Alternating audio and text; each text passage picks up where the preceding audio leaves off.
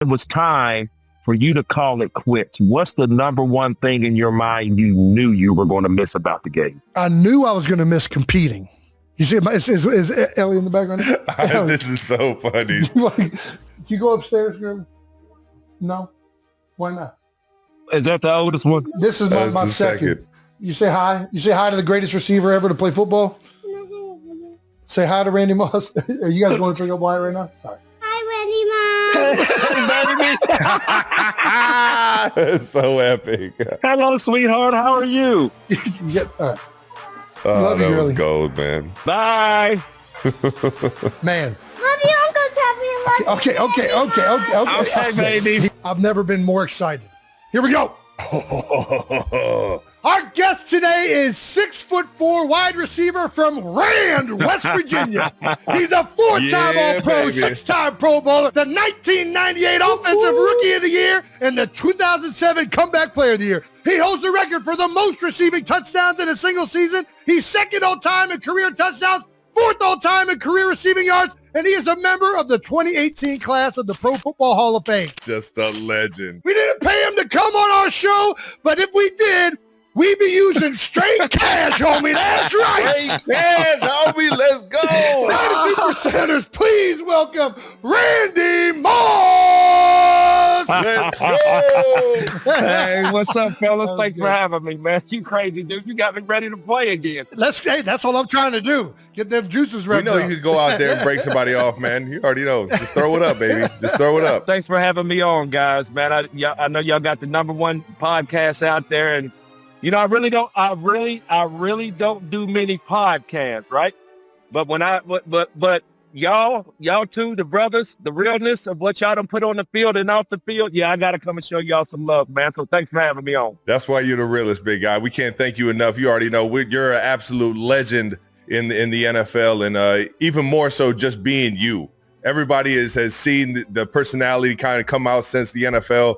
And it's so cool to have you on this show with us, man, because you guys, the legends that we grew up watching and everything, getting you guys on this show is like taking me back to my childhood, and like I'm living out a dream I didn't even know was possible, man. So I appreciate you joining us today, brother. Yeah, no doubt. It's the personality off the field, like the entire essence of Randy Moss. I mean, you are the greatest highlight player in the history of the NFL. Like, is there anybody else that has better highlights than Randy Moss? There's an entire catch. Anytime somebody goes up and gets it. You got Moss. If you're talking about my position, no. But if you're talking about players that ever played the game, I mean, I think Barry Sanders was a human highlight reel. But you know, you're talking about my position.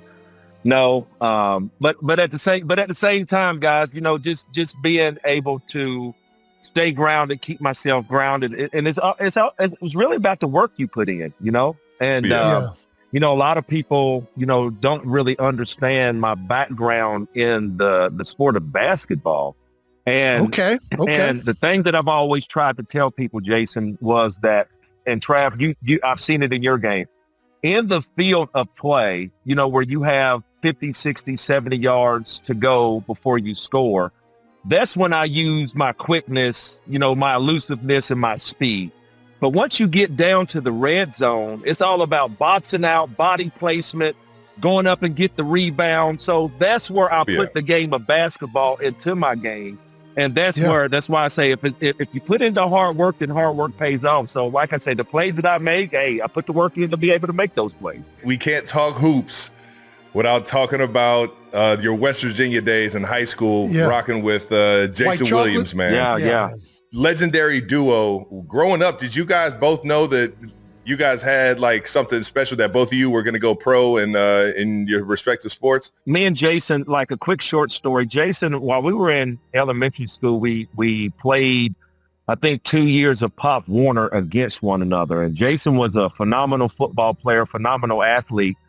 And every sport that I played, Jason played, or every sport he played, I played. The only sport Jason really didn't play or do was track. As far as baseball, basketball, and football, you know, he excelled at all three of the sports just like I did. And you're talking about honorable mentions, all conference, and things like that. Jason was that type of athlete, but I think he got kind of discouraged my sophomore year, his junior year. where the quarterback was already sort of in place, so he could really focus on basketball. So that was like Jason's last year of playing football was his 11th grade year or his 10th grade year. So we played AAU basketball. We traveled the country with one another.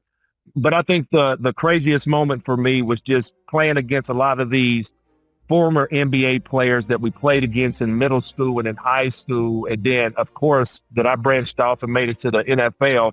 But just seeing some of the guys that we played against in AAU excel on a professional level. So that was kind of like some crazy, surreal moments at the same time. That's so dope, man. It's awesome. It's awesome you were talking about the crossover. Guys like Devontae Adams talks about how in his routes he's thinking as if he's like on the court, a ball handler on the court. Right. And his quickness and how he switches up his tempo to make it seem more effective and more fluent. And it's awesome to hear you say that, because I think a lot of guys get caught up in high school and even younger. Parents are trying to get them to just focus on one sport, but they specialize too early. Me and Jason are huge on big advocates on making sure you get out there, play all the sports, get an understanding of the hand-eye and all these different sports, and not focus on them until after middle school or high school or whichever one you choose to prolong in college. There's carryover for sure. You learn from one sport, you can take it and you can apply it to another one. Like, I feel like I'm a better O-lineman because I did 2 years of wrestling in middle school. Right. Now, I don't know if that's real or not, but you learn about leverage when you wrestle. No doubt. Randy, he was the one you didn't want to fucking see out there, man. I can only imagine. This guy had pimples all over his face. As soon as you start wrestling with him, the pimples are popping and like the blood pus is coming down his face. Like, you know, fucking guy. Oh, man, where's the rubbing after? Sweating his ass off. He's the sweaty, just mess, and he's just purposely not wearing deodorant. I'm going to make you feel me. I'm going to make you he's a nasty son of a buck, man. Athletes should leave their options open, because like you said, Jason, that you say that your position at center where leverage is very important. It's like you really can hang your hat on, man, if I wouldn't have done wrestling, then my game would have been what as a professional. So, I mean, like you say, you've been able to take another sport and then put it into your professional sport. Hey, man, that says a lot. Yeah, absolutely. And I think it works for all of them. Like, I mean, basketball definitely feels like the most applicable, especially if you got ball skills, complete athleticism. Most of the best receivers, tight ends, I feel like a lot of those guys were hoopers growing up. It just feels like there's a big carryover. But I do want to go back a little bit to those days with Jason Williams. What is it about guys from West Virginia? I golfed with this dude and had the most fun outing of my life at the Jerome Bettis golf outing this past year. Feels like you're the same way. It feels like Nick Saban, even hearing him talk, like there's a authenticity and a realness that I don't even know how to describe it, but it feels like I love everybody that I meet from West Virginia, and I don't exactly know why. What is it about West Virginia that it feels like guys that come out of it, like they're not trying to be anything. They're very grounded in who they are. They're proud of who they are, and they don't take shit from nobody. That's pretty much the vibe I get from everybody I'm ever with. That is us. But to answer your question, I just think that if you come from humble beginnings, I think that really what keeps a person grounded. And I think that everyone that I've seen from West Virginia, all the celebrities, just being humbled and keep it grounded, because one of the biggest things that I said in my Hall of Fame speech back in 2018, just growing up and nobody caring about who I was or who we were. I grew up in an unincorporated community, and still to this day, my community is still unincorporated. So I just think that, being able to grow up in some real, type of surroundings and understanding what's real in life. You learn that at a very young age coming out of the state of West Virginia, and not just where I'm from in the county. I just think as the whole state as a whole, and what you see is what you get. So I know there's a lot of people, struggling back at home, and, that's one of the things that really kept me grounded, guys, of, going back and doing charity events and going back home. I even took my Hall of Fame jacket back home. And the reason why, because I wanted to give the kids something real to see, something real to touch. And it's like back where you guys are from, it's like when you see the Kelce brothers, on television playing, winning Super Bowls, now you're seeing them, endorsing themselves. It's kind of like when you go back home and seeing people that you grew up with or their children and things like that. So I just want to be able to give hope to people, that grew up like I did. So I just think that, it just answers your question about people being from West Virginia.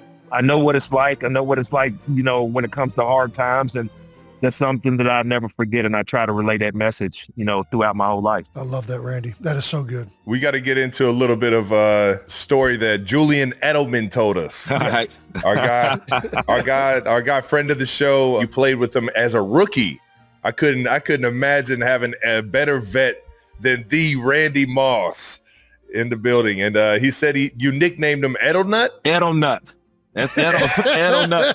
Well, he came in. Where'd that come from? I don't know where Edelnut, Edelman. I know it just sounds crazy, but you know all the comedy and jokesters in the locker room. You just try to find humor day to day just to get your day by. He tells a story about me being on the phone with, he calls it Mama Moss. And, just briefly, I grew up in, of course, in Rand, West Virginia. And, my mom, we grew up in the church, and, I grew up a drummer. And so when it comes to, profanity and things like that, my mom being the Christian she is, she doesn't want any swearing going on nowhere around her. So at that time, I'm in the locker room and Julian's behind me cussing. I forgot who he was talking to, but he was being loud. But he seen me on my phone and I was smiling and I was basically telling him to, be quiet, to hold on. And I'm on the phone. And then he was like, oh, what? Oh, man. So it was like one of those crazy moments that I would hear later from my mom. Randy, who was that in the background swearing? I was like, oh my God. So that was like one of those crazy moments that I had to hear from my mama later on in life, who was in the background swearing. So that's where that moment came from. But it was actually a crazy moment at that time. That's awesome. When you saw Julian come in, because he was a quarterback at Kent State, man, did you see something in him immediately? Like, did he have that it factor when he walked in the building? The thing about New England and how they were running their offense, before I became a Patriot, you look at all those small, shifty receivers. You have the small, shifty, you have the small, shifty running backs. They had a guy like Kevin Falk, and then they brought in later Sweet Feet White and those other guys. But then, just looking at the past before I became a Patriot, they had a guy by the name of Troy Brown, went to Marshall. I studied his game. I was a two-way player. I was a big fan of his, and I was just looking at I think Troy was coming off a knee surgery. So we bring in myself, we bring in Welker and Edelman at the same time. So they're trying to figure out, where they can put Julian Edelman coming out of Kent State as a quarterback. So all the gadget plays they knew they had in Julian.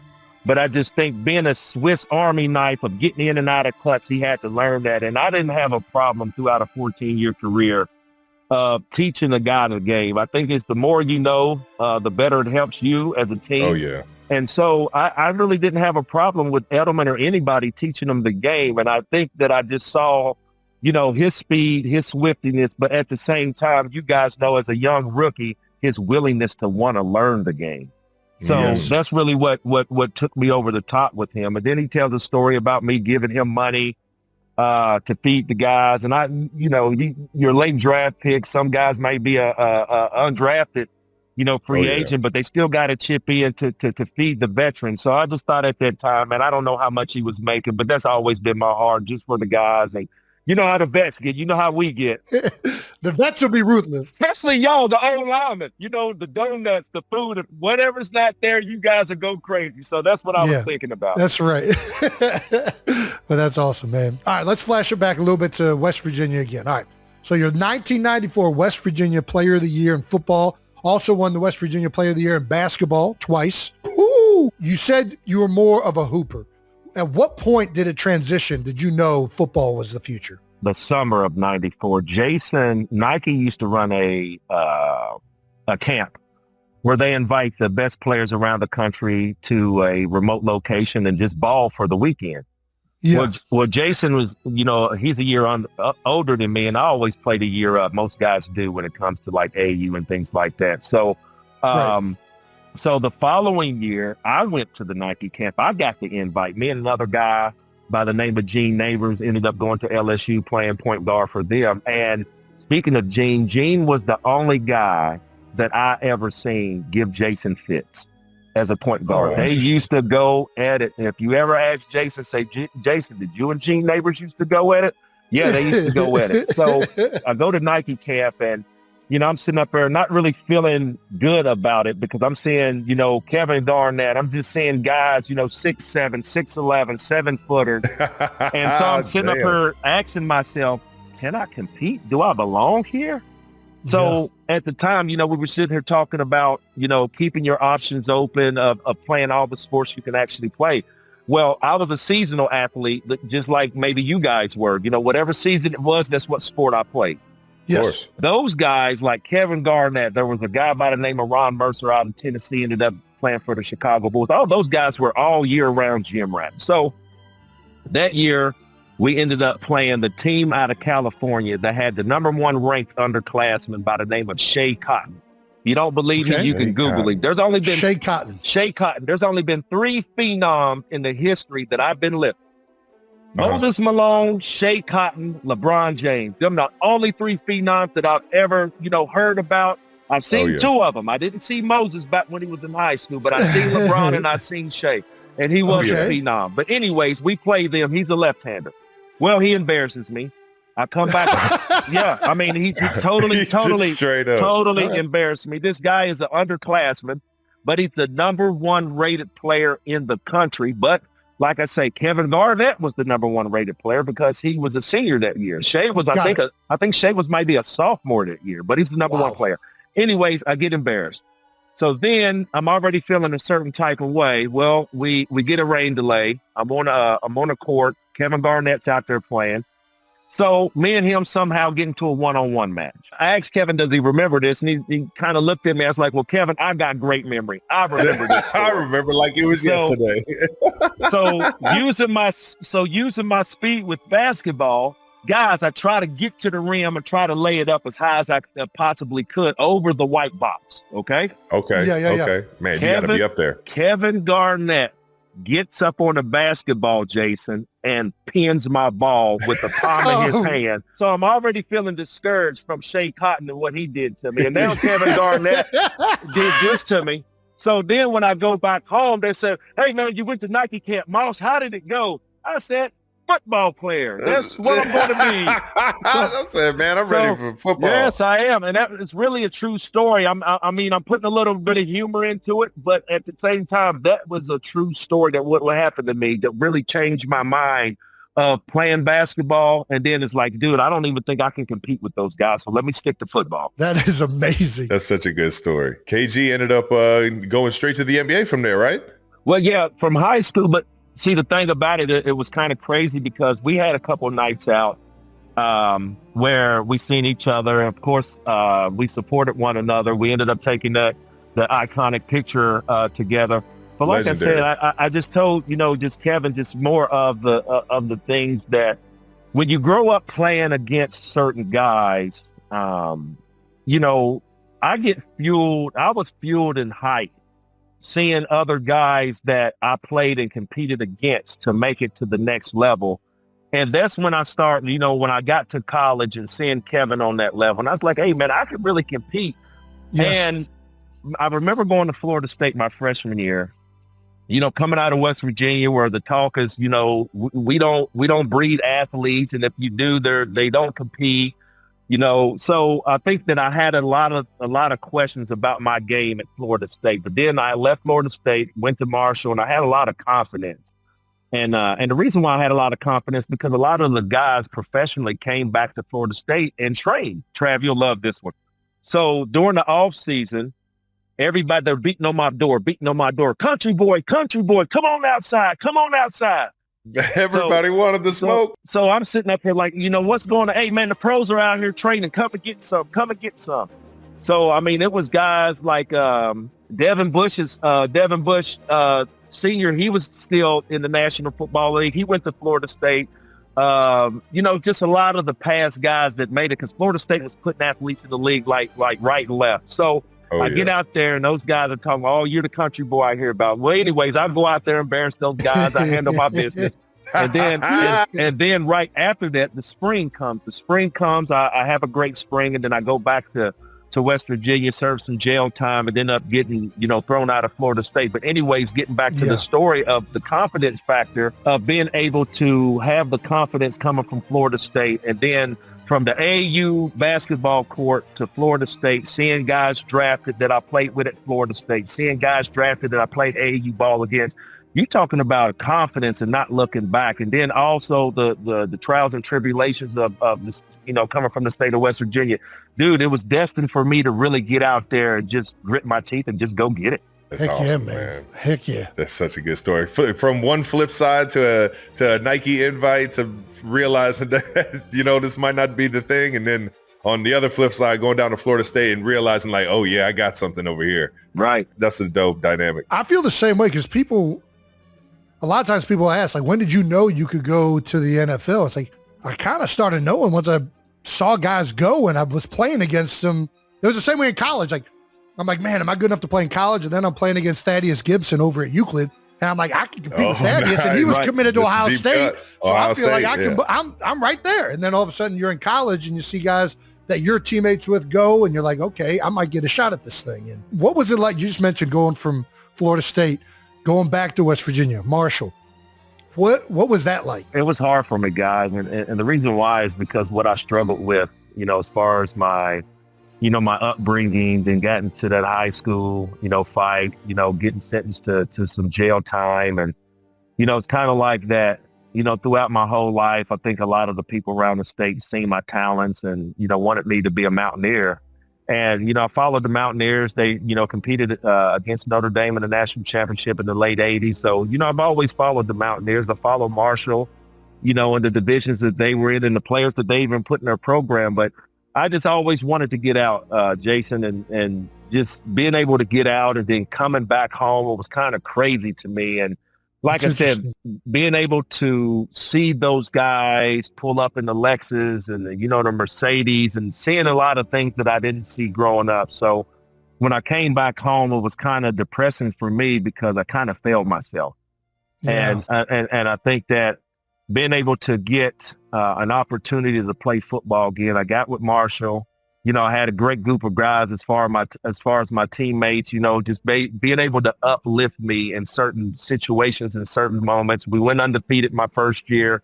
So I think that, a lot of the stuff that, I took from Florida State, I took to Marshall, man. And like I say, the rest is history. You can look at the record books. You can look at the scoreboard, the stat sheet. So like I said, man, that's right. So I just took a lot, from Florida State. But at the same time, like I told you, what fueled me to go out there and try to make it to the top. I didn't want to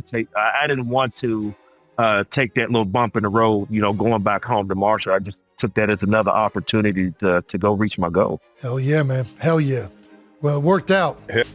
Some of the most iconic college highlights of all time, man. I mean, you throw on that Randy Moss highlight tape over at Marshall, man. It's epic. I love that shit. And that was back in the AstroTurf days. Oh, my God. What was it like playing on AstroTurf every single home game or every single week? Well, the thing about it is I played on AstroTurf a lot in high school too. So it was kind of like I played in AstroTurf in high school. I played on AstroTurf in college.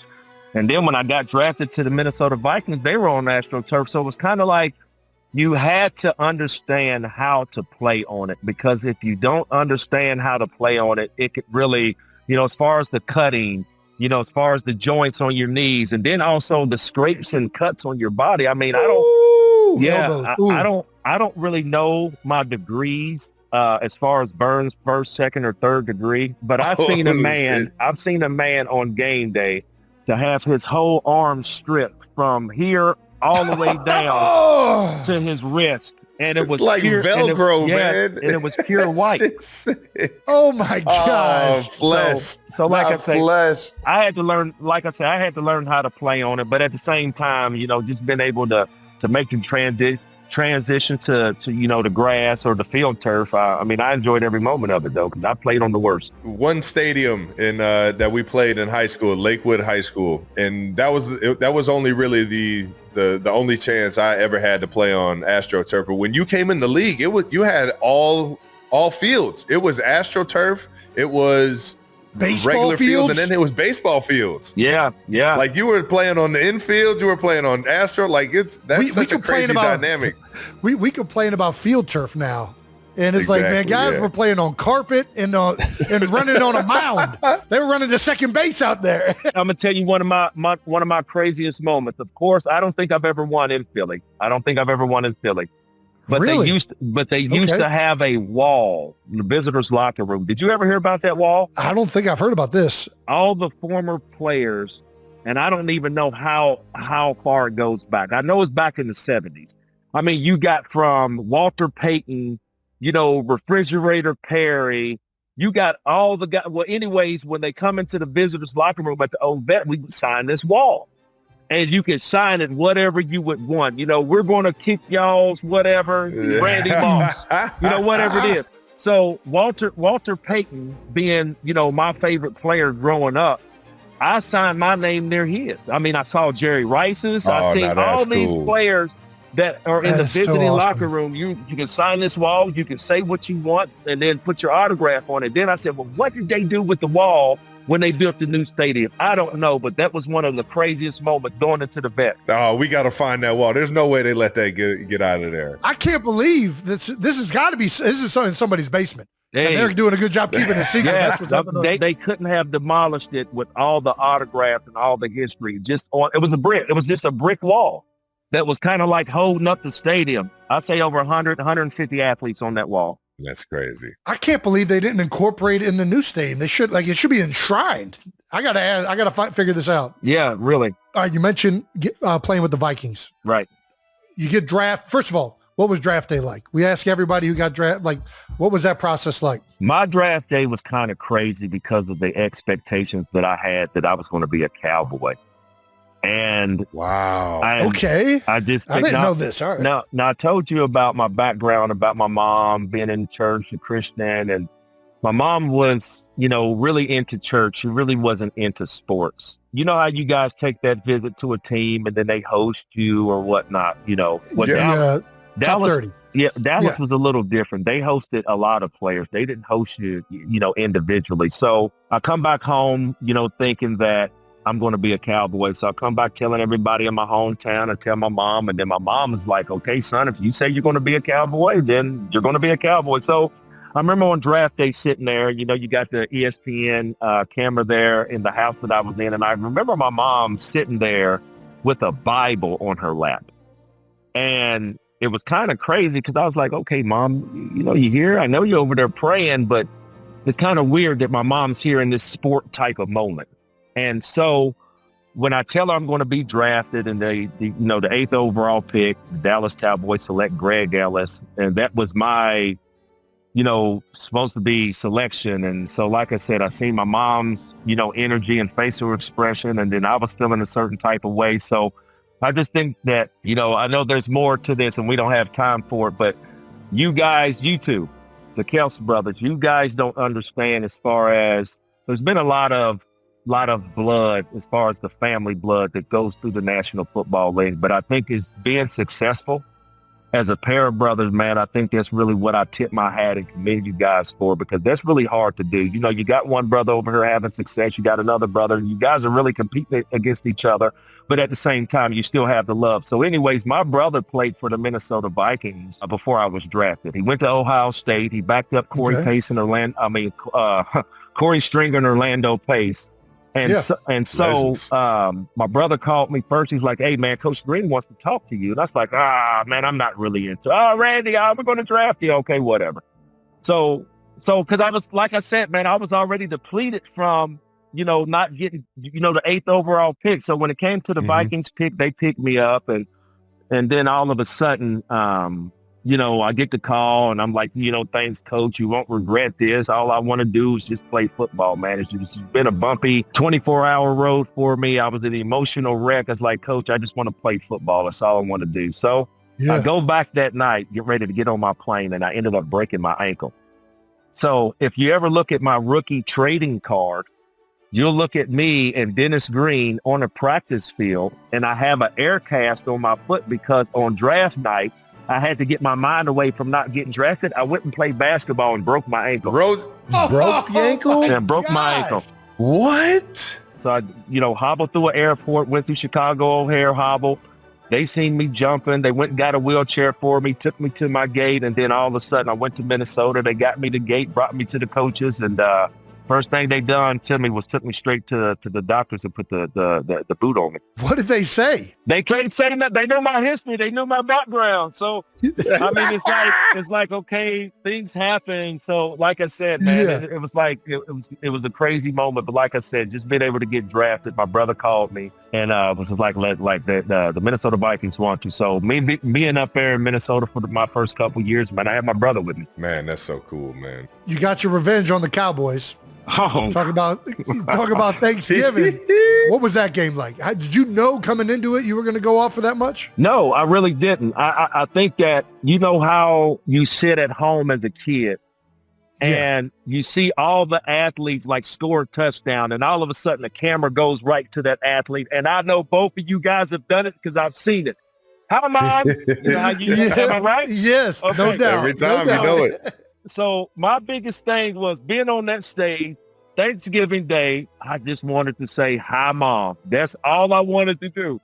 So that game, we're in the cold tub because we just played on Sunday. Y'all guys know how important the cold tub is. Oh, yeah. So I didn't want to get in the cold tub, but the veterans forced me in there, and I went up and having those 3 catches, that iconic game. But I think for me, just going up there, just being able to ignore the noise of seeing familiar faces, because I remember when I took that trip before the draft, I seen, some faces, as far as the recruiting and the scouts and things like that. So me going out there, just seeing some familiar faces, I had to be able to ignore that. But at the same time, put my focus on going out here and having a great game. But then out of all the things that I'll say this, with that game, with my mind being everywhere, my wide receiver coach, God rest his soul, Hubbard Alexander, and Chris Carter, Jake Reed, our wide receiver core 3 deep. We all stayed together that game. And it was my rookie year. I mean, I know my coming out party was the Green Bay Monday night, but that game against Dallas, guys, it was kind of like, it was so emotional. And it was kind of, we've all been in a zone before, where you think like every block I'm going to get and there's no ball that I'm going to drop. You know what I'm saying? Yes, for sure. So that game right there, I know it was just three balls thrown my way, but I was like, dude, I was in the zone that day and I was going to not let anything stop me. 3 balls for 163 yards and 3 touchdowns. That's a heck of a day, right? I hang my hat on that one. One of the producers is a Cowboy fan, grew up in Texas. He has this in there, but I got to ask, and we know you're involved in Boulder. Do you still have that same game if Deion's playing? Probably. Yeah, probably. Because the thing about it, quick crazy story. I got to tell you this, guys, and the guy the Cowboy fan, you're going to be sick at this story. Real quick. When I get to Dallas, I'm already sitting up here wondering about what is my day going to be like. Okay, so I come down to the lobby, and one of the security guys tells me, he said, "Hey, Randy, you're not going to come to dinner tonight. There's Mr. Jones sent the limousine to get you, and the limousine is going to take you over to Primetime's house." And I'm like, I've never met Deion Sanders. I'm like, oh my God, I'm crazy. So that night, crazy. I go to Deion Sanders' house. He tells me, the story of, hey man, I'd love to play with you. Jerry Jones wants you. He wants me to talk to you. So guys, there was no way that I was leaving Dallas that, in my mind, I was believing that I was going to be a Dallas Cowboy. So that is crazy. What a pump fake, man. Right? For the pump fake. So back to what you were saying, it had nothing to do with if Deion was playing or not. One thing that I'll tell you, that Chris Carter was always up for the big games that we played, the big guys. Like we had Aeneas Williams, Hall of Fame brother out of Arizona Cardinals. Yep. Played him. We played James Hasty and Dale Carter, cornerbacks out of Kansas City. At the time, they were both Pro Bowlers. Mm-hmm. So being a veteran player, he always used to tell me about, hey, man, you got to be worried about this one. You got to worry about this one. I remember talking about Deion, and he was like, I don't know if he's going to play, but if he does, you got to watch out for this. You got to watch out for that. So I was just up to the moment of my rookie year, knowing it was Thanksgiving, everybody talking about me and Deion Sanders, and I was like, man, I can't not worry about Deion. That's how focused I really was, guys. I really was focused that game. Was there a DB throughout your entire career that you kind of like give the tip of the cap to, that he always made your job just that much harder? Yeah, and I'm not ashamed to say his name. Darrelle Revis was a gnat. Yeah. The he was just a gnat. I mean, and the thing about it, what was you going to ask me, Jason? What made him good? Yeah, because it wasn't like he was like this crazy, like fat, like, I mean, he was, but what made him so good at corner? I mean, without stating the obvious, guys study, they study techniques, they study, formation, things like that. But by him being not as fast as, a Champ Bailey or Deion Sanders, the man was athletic beyond, when I say athletic, if you study a guy like Darrelle Revis, go back to his highlights back when he played basketball in the state of Pennsylvania. Okay. Ooh, okay. That man do some homework. Yeah. Okay. So when I go back to do my studying, I already went back to his high school looking at his skill set, because I remember the release. I did a release his rookie year, and then the second year I came back. I tried to do the same release, and I'm like, oh my God, he got it. So it was kind of more like he did his homework on me. Now it's time for me to do mine, which I thought I did. But I had to really go into my study mode with a guy like him because he was so good. And I just think that the way he knew how you stepped, how he knew body language, along with having a great defensive coordinator and a guy like Rex Ryan, and then later on going to, Bill Belichick's defense. So like I said, Darrelle Revis was a gnat. He studied, but I think one of the things that he really did get credit for was how good of an athlete he was, just not as a cornerback, but the man was a hell of a guard too. Heck yeah. When I got to go up against him, he was so stout and strong. He had great patience. He never opened his hip. It was crazy. Do you remember the time when they took you out of the 3-point stance and they let you get out here and line up at that wide receiver? Oh yeah. Well, because the crazy thing about it was, Trav, it's kind of like we knew, as football fans, was like, hey, this man right here can play some football. So then all of a sudden, now they detach you from the tackle and let you get out there in the 2-point stance, and then you really get to see how shifty you were as a player. And now I went, Jason. Yes, that was a perfect impersonation right there.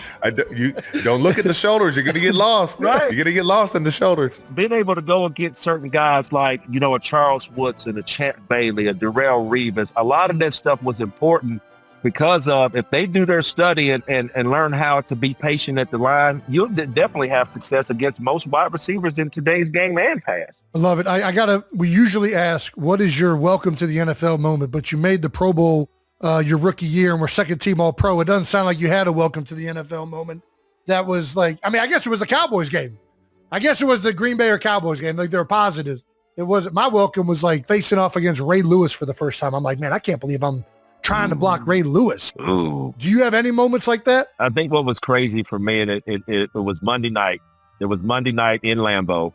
Uh-huh. And I don't remember the result of the play, but I remember walking back to the huddle and I walked right past Reggie White. And just as just could feel the aura, dude. Like, it's the minister of defense right there. And so I hope that guy doesn't get his hands on me. God damn. No, because there's already a clip of him throwing Chris Carter out the way. He's trying to chip the edge, but I think imagine that throw. But I think that was a moment for me. I think just not looking at the actually the stats and the yards. I just think being able to look and seeing that I'm on the same football field as Reggie White. And then there was another clip of me talking about my coaches telling me, hey man, sit down, man, come and rest your legs. I was like, no, that's Brett Favre. So we got to keep going. So it's just crazy moments like that. I just remember Brett Favre being on the field, Barry Sanders being on the field, and then walking past Reggie White as a rookie. So it's kind of like the guys you grew up watching, and now you're on the field playing against them or with them. That's probably my surreal moments. Oh yeah. Heck yeah. I had one of those surreal moments when we played the Patriots for the first time. I saw Tom Brady in person, man.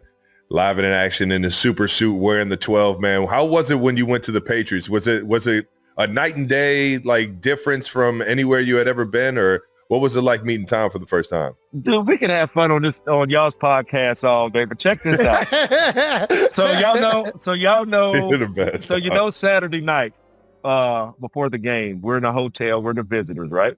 Yep. So, we're on 2 floors and, you got the security on both floors and all this crazy stuff. So we're the Raiders. We play on Sunday. I fly back to Minnesota. So one of my former teammates is at the hotel getting ready for the Monday night. Well, guys, I drive down to their hotel, sneak in the hotel and go up the exit stairs and get up on their floor. All right. Okay. Jason, you're looking at me like, Randy, what is this, Randy? So yeah, right. Yeah. they're probably 4 or 5 hours before they go to the stadium on Monday night. I sneak in their hotel, meet Brady for the first time, Trav. Meeting for the first time. And I said, look, dude, I'm going to cut straight to it. I said, dude, I want to play with you. Whatever you can do to get me up here, do it. So the next thing you know, I dapped him up, gave him some love, walked out. That night, I watched the game. Brady's first time ever in his career. He throws 5 touchdowns against the Minnesota Vikings. So I'm sitting up there thinking, ooh, I might have rubbed off on Brady a little bit. Oh, no. So been given the opportunity to get traded from Oakland to the Patriots. The number one thing that I wanted to do, Jason, Travis, offensive players, I wanted to know everything that Brady knew as far as Jason, the checks, when I'm hot, when it's a sight, when you're changing the protections, giving me everything that Brady knew I wanted to know, because if it had something to do with me, I wanted to hit the ground running. Okay. Sure. Yeah. And it's so, crazy. And I had high expectations and end up getting a hamstring injury that forced me out of preseason. And so actually my first actual game going out here really doing it was week 1 against the Jets. And so, like I said, I was coming off a hamstring injury, but anyways, the rest is history about the 23 touchdowns and the record-breaking season. But like I said, I just wanted to know everything that Brady actually or possibly knew that could help my game out. Not enough guys play this game through the eyes of the quarterback, man. It's crazy how much you can benefit off of understanding the whole grand scheme of things.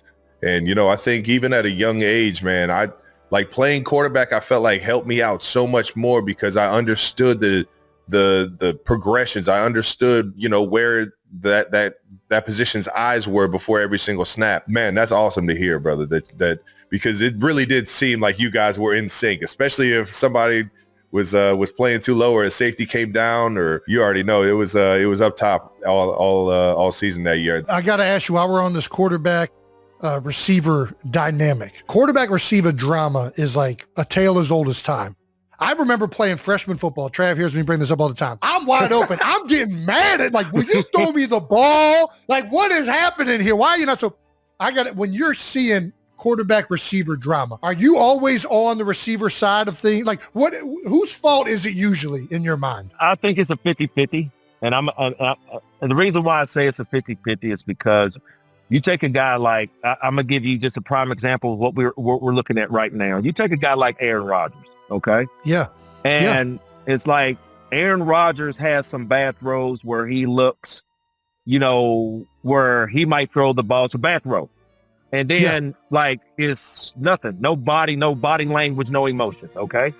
Then all of a sudden, the very next play or a couple plays, the receiver drops the ball. Now Aaron is all like, so, he's pissed. Yeah, he's pissed. So like I say, not singling Aaron out because, he's had a phenomenal career and doing some great things. But when you look at, to answer your question, Jason, I think it's just a 50-50 split because we have our times, Trav, where we're not in the right place or, we might have went too far that the quarterback wasn't expecting us to be.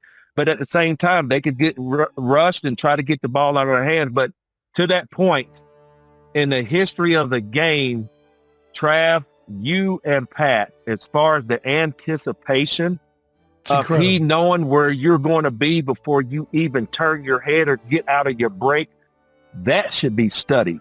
And I seriously, no, and I really mean that. And I'm not saying it just because you're sitting here on this podcast, because I appreciate that, Randy. You talk about the art and the science of sports. But at the same time, that quarterbacks are really made when you want to say, hey, I want to see my wide receiver create separation and get open. No, Patrick knows what the route is, when you're going to stop, your body language. And like I say, that's one of the most beautiful things to see when it comes to quarterback receiver combination is that of what you guys created, man. I tip my hat to that. Man, that means the most coming from you, big guy. And I'll tell you what, man, sometimes he surprises the shit out of me. I don't know, because I'll turn my head around and maybe break off my route different, or maybe even just run a completely different route than what's called. Right. Pat is just right on cue, right on the money every single time, man. He just knows. That's what happens when you golf together and you play drinking games together, man. You just you sit down and have a beer with the guy, you start to get in his head. Well, let me ask you, just football talk. Like I told you, we could do this all day. All day, baby. Just our position. When it comes to the chemistry that you guys, between you and Patrick, that you guys created, how did y'all create that chemistry, bro? I mean, like, I know you're going to say practice. I know, no, it's not just practice. Like, what type of belief that, like, y'all's conversation, like, how did y'all make that? Talk to me, man. Tell me. You already know. I think you already know. It's over. It's all the reps. It's all the reps. But at the same time, I think there is just a natural understanding of your backyard football. Like Pat'll tell you from the get-go. I came into this thing with Alex Smith. He's more 7-step. That ball's coming out. You know what I mean? And you got to be there. Pat's kind of like, yeah, I'm around my 7-step, but I could airtime on it, do something with my feet. My 7-step might not be, I might stretch my drop this time. So his timing is more just feel out the game. And I kind of have that similar timing as well. And I remember I went up to Pat one time and was like, all right, man, if they go this coverage, I'm going to run it like this. I'm going to run it like that. Hey, what do you think if I give him a nod here and take an extra like tick to get out of my break? He was just like, nah, man, just get open. Just get open. I'll throw it when you get open. That's crazy. He's just like, bro, the guy he's trusting me to get open. He said, I don't care how you run this route. Right. You just get open and that ball is going to be there on time. And it really shows that, not trying to throw it. And Jason, I'm not going to leave you out, my brother. When I look at your game, I looked at more of your game toward the end of your career. And the reason why is because both of you guys toward the end of at the end of your careers, you were playing at a high level. So they both basically put the Kelce brothers together. And I would have to ask Jason, when we talk about gelling, when we talk about chemistry, throughout your whole career, who is that player? And it probably is going to have to be a guard that you would say, hey, dude, I would just have to give him this look and he already know we're going to maul whoever's in the front of. Who is that player in your career that you just... It's not even word, it's a look. Who is that player? That's tough. I had so many of them. I would say the guy that I knew, like we didn't even need to communicate. We were just always on the same page, is probably Brandon Brooks. Like Brandon Brooks, who he won a Super Bowl with us, and he had a shorter career. He was incredible. He was big, strong, and he had a good feel for the game. He was an athlete playing offensive line. Oh, wow. The best lineman I played with, like Howard Mudd used to teach the game, like, what's pass blocking? He'd be like, how do you play basketball? Just the quarterback's the hoop. Just keep him in front of you. I'm like, Coach, I need some more technique. I need you to give me something more than that. Right, but guys that conceptualize the game like that were the most fun to play with. When you play with guys that were too robotic and too much like an offensive lineman, it was harder to adjust to the in-game stuff happening, if you know what I mean. Like, I didn't even need to say something to Brandon. We just both knew with this guy in this position, the linebacker right there, that we were going to hit the block this way. Right. Like, why else wouldn't we hit it that way? But another guy you might have to communicate with throughout the week, like, hey, we really need to take this one more vertical. Or, hey, you take more of them. I'm going to push him on top of you because of this backer is going to fall off if he's in a stack position on this play. Right. But Brandon knew it. Isaac Sayamalu was another guy that knew that. The best field player I ever played with was Jason Peters. Okay. JP. Okay. JP, we have an alert call. I'm not going to say it because they still use it, but he would alert me that there was edge pressure. Okay. And I'd be looking out there. There's no safety cap. And I'm like, man, how does this dude know that this pressure is coming? I'm like, whatever. I'm going out there. Sure enough, they bring the nickel, right? There's certain guys that just understand spacing and alignment. Right. And those guys were so valuable on game day because you didn't need the coaching on the field. They just could go out there and play. And those are the guys that I always gelled with the best, for sure. The Lane Johnson, I got to throw him up there too. That was like my second brother for a long time in Philadelphia. Like he got drafted 2 years after me. We did our whole career together, still doing his thing out there. Right. I just didn't do a lot of communicating with Lane. Lane was more all the way out there on the edge. It was more like you said, guards. Well, I got to ask you guys, I know this is y'all's interview, but, I've asked it, and I know Trav, I know everybody's speculating. Jason, you first. I know what I missed when I told the people that, I was going to hang it up, and I remember crying. And my wife, I remember hearing the car door slam, and my daughter and my wife came in, and I had to, wipe my face and do all that crazy stuff because I didn't even want to see. I did not want my wife to see, like, baby, what's wrong with you? Nothing. Yeah. So I think to my point, to my question, Jason, when it was time for you to call it quits, what's the number one thing in your mind you knew you were going to miss about the game? I knew I was going to miss competing and playing and game day. What I didn't know I was going to miss was the locker room. And everybody tells you you're going to miss it. Oh, man. But it's hard until you remove from it. Yeah. So that you really understand that there ain't anything else that's replicates this. Like guys from all over the country, you're coming together for a specific task. And yeah, it's just, that ends up being for sure what I miss the most is just being in the locker room with the guys. And I'll purposely go back still to try and get that. But yeah, I think that's and then I also miss the regimentedness of it. Right. Does that make sense? Like I mean, I'm happy I don't have it, but there was a there was a productivity in my own head that I knew every day I'm going to go in, I'm going to do this and I'm going to do this and I'm going to lift and I'm going to watch tape and then I'm going to go out and dominate on game day and I'm going to do it with my boys. Right. That's the way I would answer it. No, that was mine because I'd say there's all types of things that you could actually say, but I think for mine was the locker room itself, seeing your brothers, men from different walks of life that you're coming together for one cause. So like I said, for me, Trav, the reason why I asked that because I know the time is coming.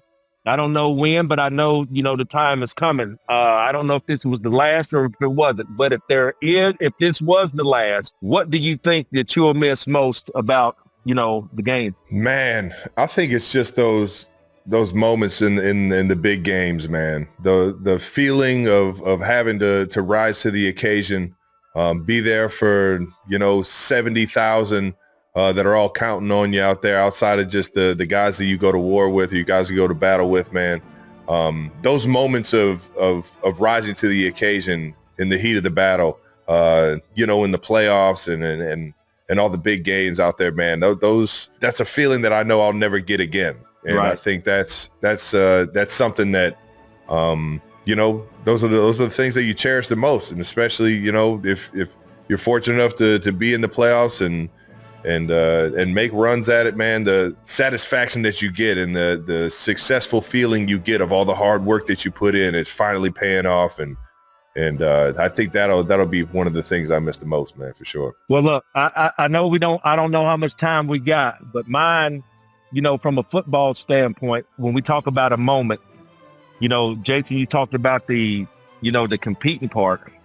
I had a 14-year career and, I've had a lot of moments, but I think really the 23 touchdowns is, I think the moment for me, because being a kid, Trav, it's more like seeing Jerry Rice. I mean, Herman Moore was a big, tall receiver that Barry Sanders had in Detroit.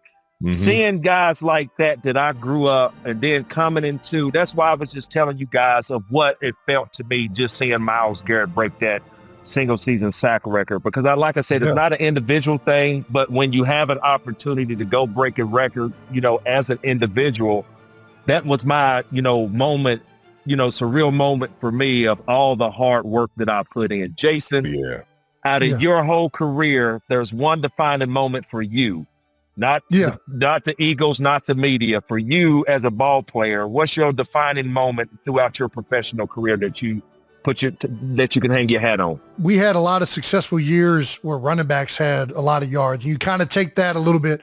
Like I had something to do with that, right? Like you bring up the touchdown record that you hold or that you broke. Like it is an individual record, but it is kind of a team record too. Like, right, no doubt. There are other people, and that's the greatest thing about this game. Right. But I would say, honestly, for me, I had an awful season in 2016. Played like trash, right? Like almost got cut from Philadelphia. A lot of people don't even remember it. Philadelphians do probably. But the next year, I put a lot of work in the offseason. I started getting better with my technique.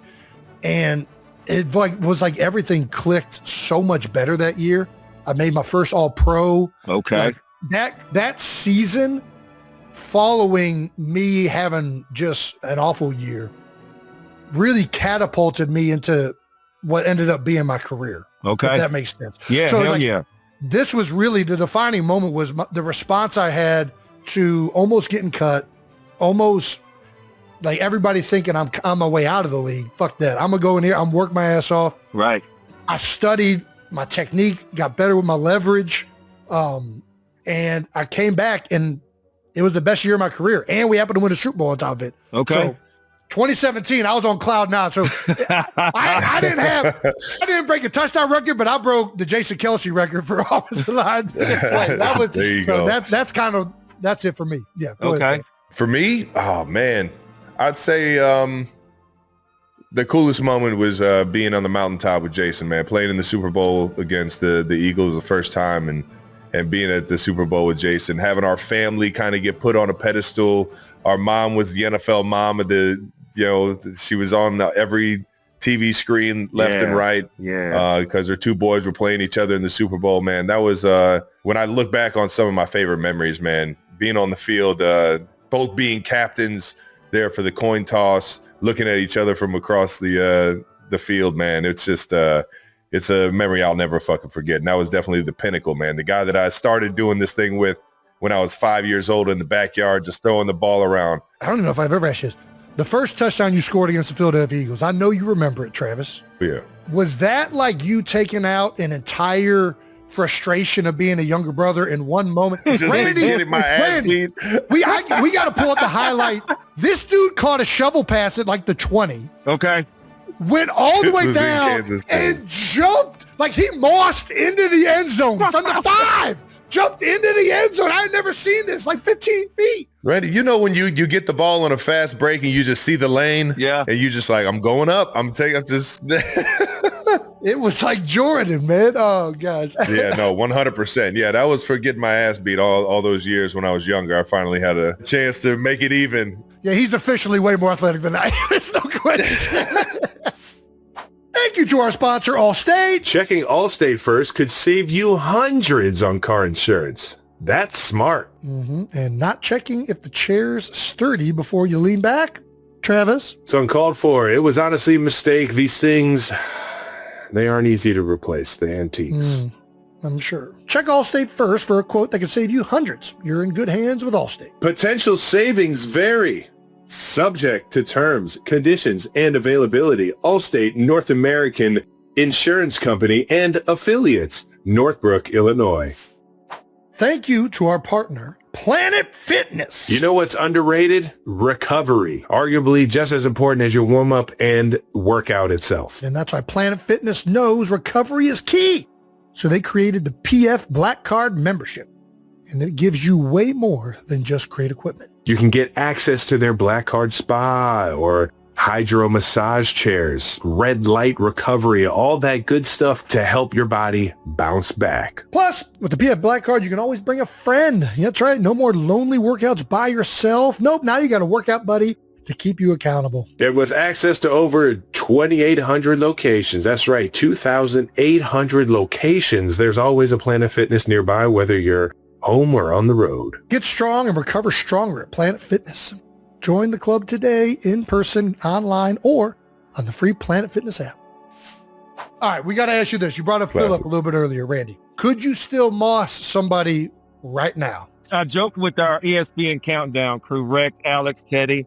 and Greeny and Shefty every week, and they sit up there and say, "Hey man, you look like you can still play." I really believe the way that they changed the rules of the game, that I could really still go out there and give a team close to double-digit touchdowns. I really still believe. Come on, baby. Let's man.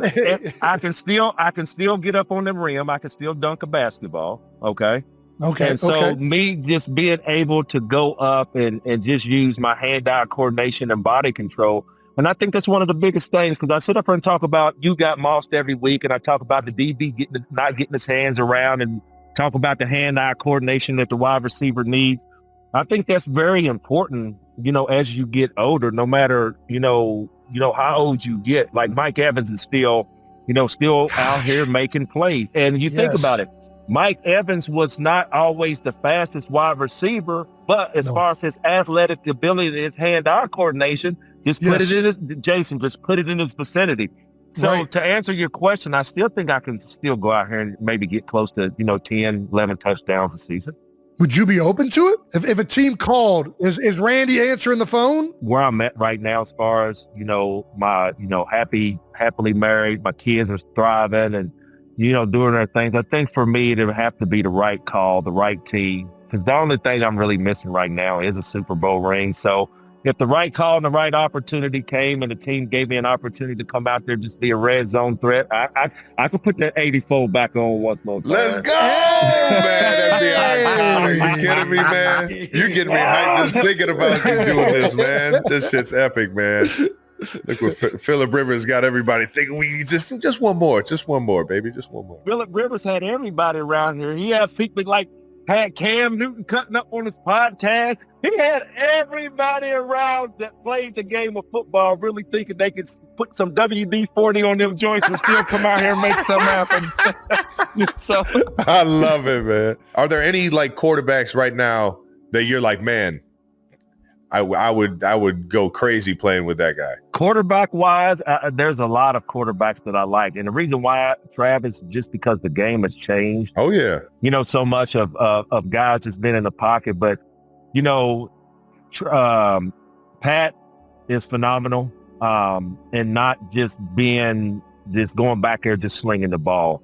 One of the things that you said about your quarterback, and I'm not just saying it because we're sitting on this podcast. I just think that a quarterback being able to buy time for his pass catcher is very important. You have guys coming through here like Jason. I remember you telling the stories about you going against Aaron Donald. All of them. Guys are so bigger, faster, stronger now in this day and age in this game, and having a quarterback to be able to give you a little bit more time to work your craft is what I look at right now. And I think that if you're just talking about three quarterbacks that comes to mind, I love Joe Burrow's game. I love Patrick Mahomes' game. And then, of course, I think it'd be, a guy like Josh Allen. I love his game. Can't beat it. But like I say, I just think just more of the quarterbacks being able to buy some time, because like I say, you're getting double, you're getting triple. Well, let me work through this double and this triple coverage. And like I say, Trav, you've done it plenty of times. So to answer your question, I think those three guys really stand off the charts right now. That'd be a good one right there. Is it true you never stretched on game day? The thing about stretching on game day was this. And hopefully you guys can definitely attest to this. It's kind of more like getting down and touching your ankles, or, loosen your hamstrings up. That's not the stretch that I meant. Meaning that if I see you across the room from me, Trav, and you're sitting over there bumping in your headphones, well, I'm a bump with you. Then all of a sudden we're going to start jumping around. Before we know, we're both sweating. So basically, that's what I meant, that I don't stretch on game day. I rely on my brothers to help me stretch. So it's just more on the jumping around that we do, all the, some guys have a little false enthusiasm in there, but like I say, it's just more like getting around your brothers and us, bringing the energy out of one another. Bringing the energy, baby. That's my stretching. You got to do it together too, man. You can't just let one guy try and be it, man. Everybody's got to bring it. We got one more for you though, big dog, and then we'll let you get out of here.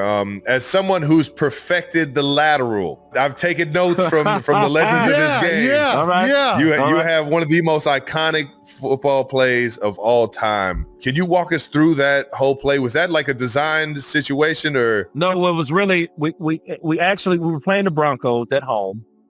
And I remember, of course, the last play. And I think that at the time, my quarterback, Dante always had a strong arm. But I think in that case, I don't think that Dante could have got it to the end zone from where we were. So he rolled out to the right, and I remember that it was more like just a Hail Mary. Uh-huh. Yeah. And so he throws the ball, and I get up and catch it. And the one thing about it, being a pass catcher, Trav, is like we have to decide kind of like at the last minute, do we want to hands it or do we want to body it?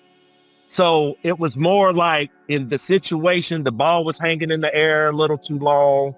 And I said, what do I do here? So basically I bodied the ball. I got up, I bodied it. So when I came down out the side of my peripheral, I see a purple jersey. So Man. And now we're on the court and now I see that's the name up. You know the name up. You know the name up. So like I said, man, anytime I see that play, it's kind of like 11 guys, playing heads up football. Because like Jason, you said, it's not the moment. It's everybody doing their job. So yes, I know that I got the, recognition from throwing it on my head. But Jason, where would I be if you guys, my offensive line at the time, would not have held it up for Dante, the offensive line, the running backs protecting. Yeah. And that, like I say, a lot of the things that we accomplish, on the football field has to do with 10 other guys. That's why I've never ever singled myself out as an individual, no matter what the play looks like. I know that 10 other guys have to do their job for me to accomplish mine. Iconic, dog. There's been a lot of 10 other guys accomplishing jobs in the NFL.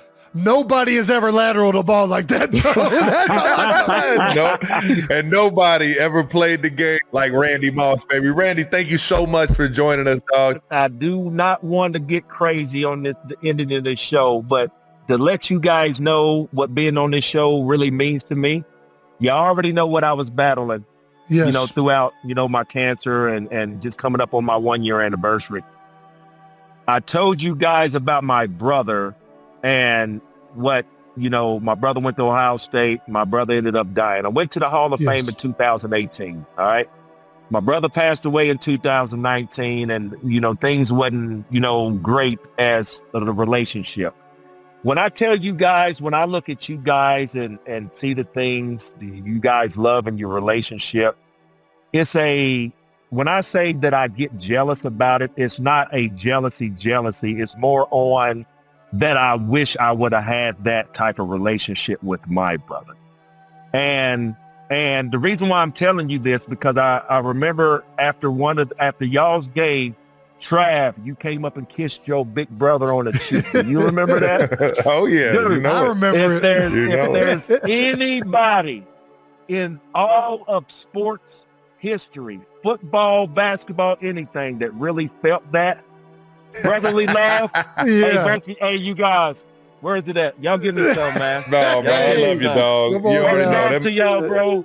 Hey, congratulations on your success, man. This podcast and your career, man. Thanks for having me. Of a sport that you love. Ooh. Yeah, so I guess that's the new news. Yeah, all right, nice. Let's keep this thing moving into Fan Mentions. Fan Mentions is brought to you by one of our favorite drinks of all time. I think Ed Kelce might be one of the top buyers of this drink, at least the diet version. It's brought to you by Pepsi. Shout out to Pepsi. All right, here, NFL put out the NFL Combine then and nows. How about that? Look at these pictures. Golly, I was so fat. You were fat? You're not fat in this photo? It's not the best photo, but... Yeah, the old straight on where you could see the double chin. How much did you weigh in that photo? I was a good 268, I think. I'm not sure. What was my combine height and weight? I was 6'3", 7/8", and I think I was like 258 or something like that. You're 6'4" and 7/8". Yeah, 6'4", 7/8". Yeah. Yeah. Either way. Just under 6'5". Yeah. Oh, man! Did you scroll down and look further? Jesus, Jason, you forget the trimmer? God. Why do you look so different? Why is your nose so fucking thin? Crooked? Dude, I look horrendous. Why do you look like this? I don't know. I look like I'm going to get stopped at TSA. If you showed me that picture back in the day, I'd be like, that's not my brother. That guy's getting strip searched for sure. It's like the NFL purposely tries to get the most unflattering pictures of rookies. I don't know that it would have mattered what angle they got at me. I think I was just an ugly son of a bitch. You really grew into being a nice, handsome boy. So That's handsome. right. Look at you on the right there. You're all golden. Get some sun. Yeah. You've been at the shore. Yes. Yes.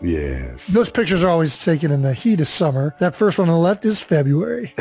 That is a big difference. February in Cincinnati, training for the job of your life. Did you see the other guys they put out? No. I'll run through them real quick. Hold on. Who else we got? Ooh, Josh Allen. Jay Allen don't look too bad. Smooth cat right there. No. Looks more artistic now. Derrick Similar, Henry, exactly the same. young- Don't see any difference at all. Young King Henry. Jetta. Young Jetta. A-Raj, not much difference. Yeah, Kind of no. has a Lloyd Christmas. Go back. Got the Lloyd Christmas going on there. A little. Yeah, the straight across. It kind of looks similar. All right. What do we got next? Chill out. This guy will never age. He'll look like this until he's fucking 90 years I old. think you're right. Burrow. Burrow, I mean, I Hair. feel like Joey Burrow, yeah, just, again, another guy who probably trained up north, didn't get a lot of sun. Second one, Right. a little bit more sun. CMC, another guy's going to look the exact same until he's fucking 90 years old. Kind of look like a military cadet. Oh, Patty Ooh. Mahomes. Still looks the same. Still looks the not a same. big difference. Looks Not a like big difference. he's got a $1 billion smile though. He's Yeah.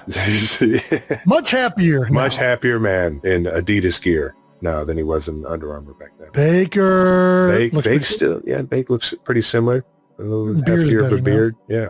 Oh, that boy. Whoa. George has just been growing his hair ever since. He just hasn't stopped growing his hair. G Kittle, man, what a dude. Fucking love that guy. Oh shit. Nice. Yeah. All right, well, good. Nice. Glad we look different. There's one thing for sure is that at the combine they take the most unflattering angle and lighting picture they possibly can. Yeah, To especially really boost that morale. for us pale, white in the winter kind of guys. Yeah. Yes. Let's move on to everyone loving Jason's content creator. Oh Let's see. yeah, you are. Yeah, I'm telling you, you're fucking crushing it with the content right now. Yeah? Yeah. Click this link real quick, Brandon. I think Jason Kelce is quickly becoming one of my favorite follows on TikTok because everything he posts, it just kind of feels like either a grandpa decided to record a video and maybe did it on accident and then posted it, or a toddler took his mom's phone and is running around filming everything and just posting it without editing it. Like his last video I saw was him just like taking the subway. That's it. It's like those progressive commercials where it's like you're slowly turning into your parents and they're trying not to let you do it. I mean, I feel like a grandpa using TikTok. I really do not get it one bit. You got to be a special, like, to be really, like, good at it, you got to be a special version of person, I think. And you're a very special version of somebody. I think I got it down. You're authentic, and that's what people fucking love the most about you in terms of the content you create. I'm not gonna lie. I'm right there with them, dude. I fucking die laughing at everything you do, whether it's riding the subway or creating a garage beer commercial about beer powder. It's fucking gold, man. The subway was fun. It was a great subway. I thought it was a fun video. I don't know. And it was fun, and you knew exactly what you were doing. You knew what the people wanted out of you. Kylie was like, will you fucking stop? Like, do you have any idea how long it took me to make that dumbass video? That's the one thing I'll always feel so fucking dumb, man. There was a point early on in my career when like the reels and everything really started getting going, and I would make them, and then I wouldn't make them, and then I would just do one because I felt like I had to keep it going. And then it was just, there was so many like stories that I just felt were so pointless, and some of the shit I was doing was so pointless, and I just felt dumb doing it. And you're clearly having a blast with it. It's the best, dude. Not feeling dumb is like one of your superpowers. Oh no. I mean, I feel dumb all the time. I feel dumb wearing this hat right now. It looks great. Just embraced it. From our New Heights Reddit page, our fantasy forfeit this year. All right, recreating the GQ shoot for a calendar. This is fucking hilarious. Nice. I mean, that's fucking pretty damn good. I mean, he's got it fucking down pat. Yeah, man. He's got the head tilt, all of it. He's got the chest hair. He's got the gut. He's got the sloppy tits. He's fucking great, dude. Very nice. Very nicely done. No AI allowed. Love that. We're based in Glasgow, Scotland. Oh, Scotland. Nice. Dude, to try and find somewhere in Scotland that resembled that Looks like exact Florida. shot. Yeah, exactly. That's pretty good right there. Well done. Very well done. Alrighty, and yeah, I got a shout out from The Simpsons. How about this, Trav? Did you see this? No, I did Dude. not. Can you please? I mean, I didn't get a shout out. They just like mentioned my existence, which That's a shout out in my crazy. book. That's a shout out in my book. We fucking grew up in the heart of The Simpsons, man. Not that it's not still the heart of The Simpsons because they're still rolling, but. Awesome things for me to do in Philadelphia. Eat cheesesteaks, hoagies, pretzels, water ice, rip off a piece of Jason Kelce's beard. Ah, nice, dude. You're just gonna have random people coming up to you trying to fucking yank your rip my beard beard off. off. If it's Marge or anybody with The Simpsons, or yeah, I'm in. That's pretty good right there. All right, that does it for fan mentions brought to you by Pepsi. All right, let's get into this Randy Moss interview, baby. Straight cash, homie. The absolute best. He's so fucking down to earth and so just himself, man. And he's always just being the most giving person. You know what I mean? He's the most shirt off your back kind of guy, man. And we got to catch some fish with the big guy. I just started getting into the old wildlife, man. And fishing is one of those things, bass fishing specifically, I haven't really done. I've done a bunch of fly fishing, as you know, Trevor. Bass fishing is one thing that I've never done. Everybody raves about it. Even fly fishermen, they'll talk about taking poppers down and hitting the bass, especially like in June, July, once they start coming up. Water getting warmer, you do some top water fishing, and they really attack it. Apparently, it's a lot of fun. So would love, I jump at the chance to freaking catch some fish with Randy Moss. You think Randy's ever mossed a fish? Straight cash, homie. Come on now. I don't even got to stretch on game day. All right, well, appreciate Randy Moss for jumping in. Now we got to get to some no dumb questions for you 92%ers. And all right, now, before we get out of here, it's time for a special edition of No Dumb Questions brought to you by Hill's Pet Nutrition. We've received a 92%er submission asking us how we would field a football team with dog breeds, and we partnered with Hills to make our picks. From Ryan Lutch, 9494. Okay, anyways, episode 2 of Asking No Dumb Questions from Northeast Ohio. Hey, shout out to Northeast Ohio. Which dog breed best describes you guys? One for on-field and one for off-field. And the follow-up with all of these. Players as dogs or cats because, well, players as dogs. Players as dogs. Players as breeds of dogs. All right, where are we starting with this? Since Hills knows there's no such thing as a dumb question, especially about pets, let's start with the first question. What is your on-field dog breed? Are we repeating this, or are you just asking? I'm asking you. This is going to go in. I'm just going to help. I'm going to walk us through this one. What dog breed is me on the field, and what dog is... Who is Jason Kelce on the field as a dog? Off-field, I feel like I'm a bloodhound. Ooh. Just like that bloodhound on the porch with his lips sagging over the sides of his teeth, like just... not moving unless he smells something and then he's getting after it and it's time to work. No chance. You're so active. That's what I'm saying, dude. You're such a liar. I think you guys, you have way too much energy. Just all over Italy. There's no way. Look at what you're wearing. That's when I smell. That's when I smell something. I'm in. When I get a scent, I'm active. You're getting a lot of sense. You are getting a lot of sense. I got a good sense of smell. Okay, I'll buy it. All right. You've kind of talked me like half into it. It's fine.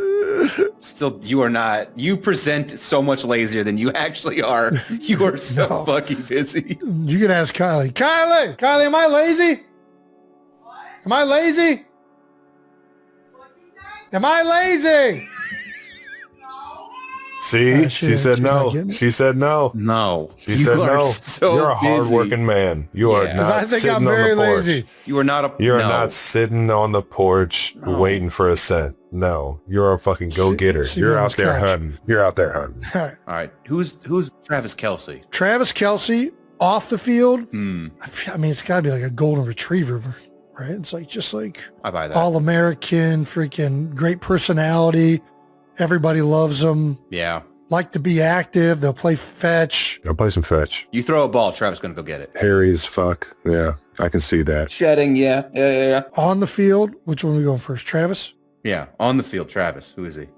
I don't. God damn it! Does I wish it I knew change? dog breeds, man. It definitely changes. It's I'm gotta not be a as tall dog. nice on the field. I feel like I'm still pretty friendly, but I'm a competitive. Good ball skills. You're still kind of like, yeah, you're an active one. So are we in the retrievers I don't category know, or like still? a short-haired pointer. I mean, you kind of threw out the Irish Wolfhound out there. And at first I said no because I didn't think they had good hips, because I got really good hips. Dude, they can run. They can run. They got some viciousness to them. They're not big ball skills. They're really not vicious at all, unless you're a groundhog. Oh, okay. Well, that's the only time I've only seen them out there playing. No, they're not interested in chasing balls. You got to love that as a tight end. You got to love the chasing the balls. You got to be willing to do the dirty work. What about like a German Shepherd? I mean, German Shepherds can get huge. They're still like They can large get breeds, big. but they're not that big. Yeah. And don't get me wrong. I'm not like the Gronks and the Jimmy Grahams of the world. You know what I mean? Like those guys are like 3 inches taller than me. You're 6'4" and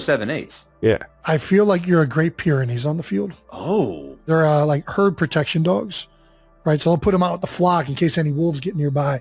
So they'll get physical. I'll give you Great Pyrenees. I like Great Pyrenees. And I'm a team guy, and they run in packs. That's right. Yeah. I mean, All right, I'll take a Great Pyrenees. Great Pyrenees, because they also, like, from a distance can kind of give you a lab look. They're just much bigger. I like that. yes. Yeah. Yes. They're friendly as shit, too. I have a buddy who's Well, got one. No, they can be. I think they can be. They can be. They can be, but they're also like, they were bred to protect. Where are the Pyrenees Mountains? Now we're way sidetracked. Are there Pyrenees Mountains? That's why they're the Pyrenees. Oh, didn't know that. Southwest Europe.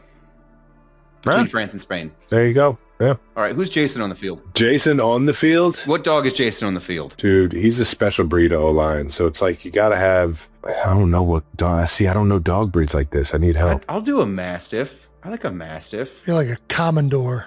Protector. It's got to be another herding dog. I'm trying to look at the herding. I'm looking at the herding group here. Ooh, what about a Belgian Malinois? Not bad. Not herding? bad one. Why do we want a herding? Well, like you're an offensive lineman. You're kind of like, you're in the protection realm. Yeah, I buy that. But there's like herding dogs. Like you can't be as athletic as the Great Pyrenees. Ooh, have you ever heard of a, oh my gosh, it looks like a lion. It might be called something a lion. You're talking an about African- a chow chow? No, it's like an African, It looks like a I lion? think it's called something African. Maybe it's Alaskan. Something with an A. I'm thinking like something that isn't like overly like athletic, just like is going to stand its ground Yeah. and going to protect the house. You know what I mean? Tibetan Mastiff. Tibetan Mastiff. You ever seen them suckers? Yeah, that's a big boy. Yeah, I can see it. Oh, man. That's a Jason dog. Look at that guy. I'm trying to figure out the hairy one. Look at that guy. That's a Jason. Yeah, ancient guard dog. Hell yeah. That's our fucking guy right there. That's Jason Kelce. Pulling around the edge. That's Jason Kelce. Yeah. Tibetan Mastiff. I love it. Let's go. I knew it was some sort of mastiff. I knew I was on the right track. All right, where are we at? Here? We can click. What's the rest of a football team? What are we looking for in a quarterback? Quarterback, you want a good leader. See, that's that German Shepherd. Yeah, I was about to say German Shepherd. I would say Border Collie, but I don't know if that has the size. I kinda That want Border quarterback Collie be a on little defense. taller. Border Collie would be a good safety. I think Border Collie is safety or defensive back. You see him go after the freaking frisbees. Like, they're very good in space. Because I was also thinking Jack Russell on defense too. Jack Russell. Yeah. That day's podcast episode was filmed at their familiar studio, where the Kelce brothers often share funny stories, NFL behind-the-scenes anecdotes, and everyday moments. Jason, with his calm yet mischievous style, decided to bring Ellie to the studio to say hello to Uncle Travis. From the start, Ellie made the audience smile with her innocent charm and adorable energy. Sitting on her dad's lap, she curiously looked into the microphone and asked all sorts of questions about Uncle Travis. Travis, known for doting on his nieces and nephews, immediately softened. "Is Uncle Travis the best player?" Ellie asked. Jason burst out laughing, while Travis feigned pride. "I think so." No one expected that just a few minutes later, Ellie herself would be the one to make the show explode. A surprising revelation. When asked about her family and loved ones, Ellie suddenly blurted out, "My godmother is Taylor." The studio fell silent for a moment. Jason's eyes widened, then he burst out laughing at his daughter's bluntness. Travis froze for a few seconds. His expression changed dramatically, from surprise to emotion. "What did you say?" Travis asked, his voice slightly shaky. Ellie repeated, as if it were the most obvious thing in the world, "Taylor is my godmother." The audience in the studio erupted. Travis and his moment of uncontrollable emotion. For Travis, known for his toughness on the NFL field, that moment touched a very soft spot in his heart. He bowed his head, covering his mouth with his hand, then laughed to hide his emotion. "Oh my God. You just melted me." Jason teased his younger brother, "I've never seen you blush like that on the podcast." Travis responded with a choked smile, "You know, it means so much to me." He explained that his relationship with Taylor wasn't just the love between two adults, but also a natural integration into the Kelce family. Ellie's innocent mention of Taylor as a part of life shows how strong that bond has become. The bond between Taylor and the Kelce family. Taylor Swift has long been known not only for her musical talent but also for her sincerity in relationships. Since becoming involved with Travis, she has frequently appeared with his family on special occasions. Jason once shared that Taylor is very close to the young children. She not only brings gifts, but also sits and plays for hours, listening to their innocent stories and even singing lullabies. Ellie seems to have truly come to see Taylor as a family member, not just a pop star, but the familiar Taylor. Jason, a proud older brother. Jason looked at his younger brother with a mixture of pride and teasing. "See? This family now has another international star." But then he became more serious. "The important thing is that Taylor always treats the kids with all sincerity. There's no star distance at all." Travis nodded, his eyes still glistening. "That's why I love her." The viral moment. Just minutes after the podcast episode aired, the clip of Ellie revealing her godmother went viral on social media. Fans were talking not only about the title, Godmother, but also about Travis's expression, a mix of surprise, pride, and emotion. Many commented that it was a rare occasion to see Travis so soft-hearted. On the basketball court, he's a warrior. But at home, he's a warm uncle and a loving man. The meaning behind the words, godmother. In Western culture, godmother is more than just a symbolic title. That's the person who will accompany, protect, and guide the child throughout their life. Ellie's public use of that title, albeit in the innocent way of a child, conveys a profound message. Taylor has naturally become a part of the Kelce family. Travis said softly, hearing her say that, "I see a beautiful future." Fan reactions. Taylor Swift's fans, known for their loyalty and sensitivity to small details, were deeply moved by this moment. They not only discussed the romantic relationship between Taylor and Travis, but also the image of a warm, large family where children are loved and adults cherish each other. Many believe this moment is like a new chapter in their love story, a chapter about family and the future. Travis, "I never imagined." At the end of the episode, Travis shared something that left many speechless. "I never imagined my life would have a day like this, sitting here, listening to my niece call the woman I love her godmother. It feels more real than ever." Jason placed his hand on his brother's shoulder, saying nothing, but his smile said it all. A family, a journey. The moment Ellie revealed her godmother may have lasted only a few seconds, but it left a profound mark.